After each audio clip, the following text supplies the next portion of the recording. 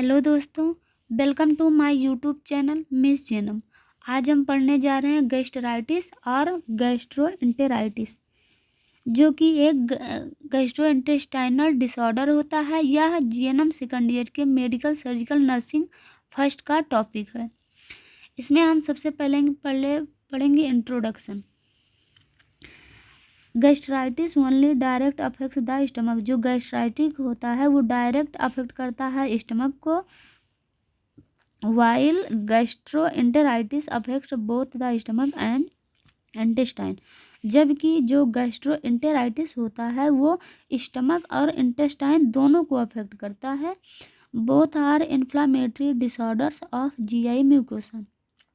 जो गैस्ट्राइटिस और गैस्ट्रोएंटेराइटिस होते हैं वो दोनों ही गैस्ट्रोइंटेस्टाइनल म्यूकोसा का इन्फ्लामेटरी डिसऑर्डर होता है, which are caused by ingesting irritant, जो कि मेनली कॉज होता है कोई भी इरिटेंट को इंजेस्ट करने की वजह से, सच एज एल्कोहल, जैसे कि एल्कोहल का यूज करने से, स्पाइसी फूड जो मसालेदार भोजन होते हैं उनका यूज करने से,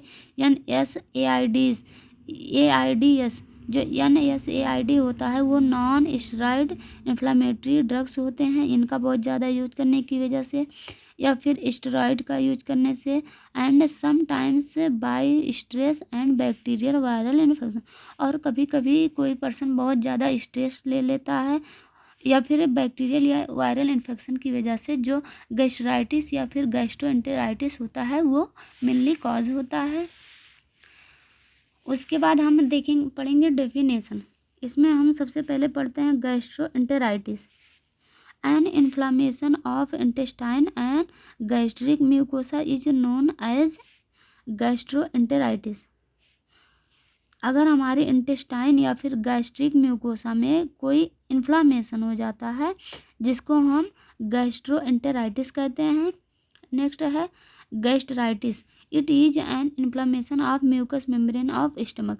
जब हमारे स्टमक के म्यूकस मेम्ब्रेन में कोई इन्फ्लामेशन हो जाता है उसको हम गैस्ट्राइटिस कहते हैं।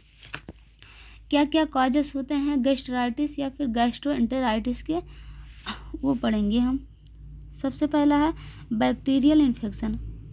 जो गैस्ट्राइटिस होता है वो मेनली बैक्टीरियल इन्फेक्शन की वजह से कॉज होता है, बट कभी कभी ये वायरस की वजह से भी कॉज होता है। जो बैक्टीरियल इन्फेक्शन होते हैं उसमें होता है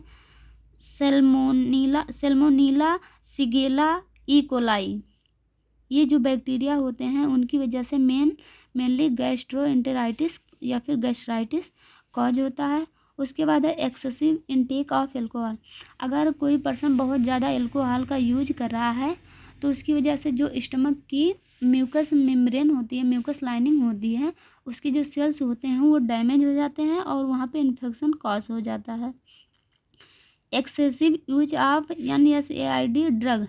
अगर हम बहुत ज़्यादा NSAID ड्रग्स का यूज कर रहे हैं जो कि नॉन स्टेरॉइड इन्फ्लामेटरी ड्रग्स होता है, अगर इसका हम बहुत ज़्यादा यूज कर रहे हैं तो उसकी वजह से भी जो हमारे स्टमक में जो एसिड होता है उसका बहुत ज़्यादा सिक्रीशन होने लगता है और वहाँ के जो हमारे सेल और टिश्यू होते हैं वो डैमेज होते हैं और वहाँ इन्फेक्शन कॉज होता है। इसमें जो मेडिसिन होता है मेनली वो एस्पिरिन। जो एस्पिरिन होता है ये इसका यूज हम जो ब्लड होता है उसको थिन करने के लिए देते हैं।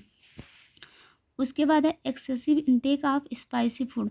अगर कोई भी पर्सन बहुत ज़्यादा स्पाइसी फूड का यूज कर रहा है उसकी वजह से भी जो स्टमक की म्यूकस लाइनिंग होती हैं उसमें की जो सेल टिश्यू होते हैं वो डैमेज होने लगते हैं और वहाँ पे इन्फेक्शन कॉज होता है। उसके बाद है स्ट्रेस। उसके बाद हम देखते हैं क्लिनिकल मैनिफेस्टेशंस। उसमें है नोज़िया, वोमिटिंग। पेशेंट जो होगा उसको नोज़िया होगी, वोमिटिंग होगी, एब्डोमिनल डिस्कम्फर्ट होगा, उसका जो एब्डोमिनल होगा वो डिस्कम्फर्ट होगा। हिकिपिंग या फिर ब्लेकनिंग होगा। हिकिपिंग या ब्लेकनिंग मतलब होता है हिचकी आएगी उसको, स्टूल विथ ब्लड, और वो जो स्टूल पास करेगा उसके साथ में ब्लड आएगा। वेट लॉस, और जैसे जो पेशेंट रहेगा वो प्रॉपरली फूड इनटेक नहीं कर पाएगा उसकी वजह से उसका वेट लॉस होगा। इपीगैस्ट्रिक टेंडरनेस, जो इपीगैस्ट्रिक रीजन होगा उसमें टेंडरनेस होगा। हिमेटेमेसिस होगा, उसको मतलब वोमिटिंग होगी, उसमें ब्लड देखने को मिलेगा। एनोरेक्सिया जो पेशेंट होगा उसको भूख नहीं लगेगी, उसको हेडेक होगा। प्रोफ्यूज डायरिया और वाटरी स्टूल, और उसको बहुत ज़्यादा मतलब डायरिया होगा या फिर जो स्टूल होगा वो वाटरी फॉर्म में होगा। एब्डोमिनल क्रैम्प्स होगा, जो स्टमक होगा उसमें क्रैम्प होगा। और हार्ट बर्न आफ्टर ईटिंग, अगर मतलब पर्सन ईट कर रहा है मतलब खाना खा रहा है उसके बाद उसको हार्ट बर्न होगा, डिहाइड्रेशन होगा, श्योर टेस्ट, और जो उसका टेस्ट होगा वो शोर मतलब खट्टा हो जाएगा। उसके बाद हम देखते हैं क्या क्या डायग्नोस्टिक इवेल्युएशन करते हैं हम गैस्ट्राइटिस में या गैस्ट्रोएंटेराइटिस में। बाय साइन एंड सिम्टम, सबसे पहले हम साइन और सिम्टम को साइन और सिम्टम जो भी शो हो रहे हैं उसका हम एग्जामिनेशन करेंगे, क्या क्या साइन और सिम्टम दिखाई दे रहे हैं। उसके बाद हम इंडोस्कोपी करेंगे। इंडोस्कोपी हम क्यों करेंगे, जब अगर हम एक्सरे कर रहे हैं उसमें हमें क्लियरली दिखाई नहीं दे रहा कि इन्फेक्शन कहाँ हुआ, किस वजह से हुआ है, तो उसके लिए हम इंडोस्कोपी करेंगे। Biopsy with histologic examination are performed, biopsy करेंगे जिसमें हम टिश्यू का सैंपल लेंगे चेक करने के लिए जो स्टमक में मतलब इन्फेक्शन हुआ है किस वजह से हुआ, बैक्टीरिया या इन्फेक्शन की वजह से, या फिर वहाँ कोई कैंसर का फॉर्मेशन तो नहीं हो रहा है। इसका एग्जामिनेशन करने के लिए हम बायोप्सी करेंगे। और serologic testing to detect the presence of H pylori, जो एच पाइलोरी प्रेजेंट है उसको हम डिटेक्ट करने के लिए सेरोलॉजिक टेस्ट करवाएंगे। तो ये था गैस्ट्राइटिस या फिर गैस्ट्रोएंटेराइटिस। आई होप कि आपको समझ में आया होगा।